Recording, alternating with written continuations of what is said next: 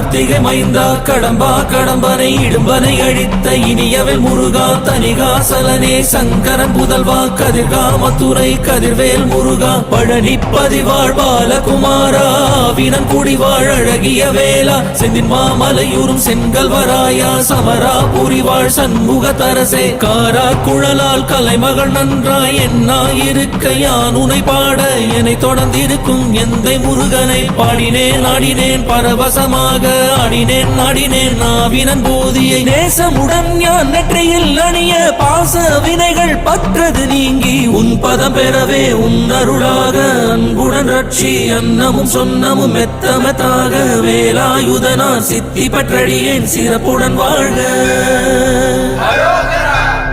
ஓம் சரவண பவாய நமः.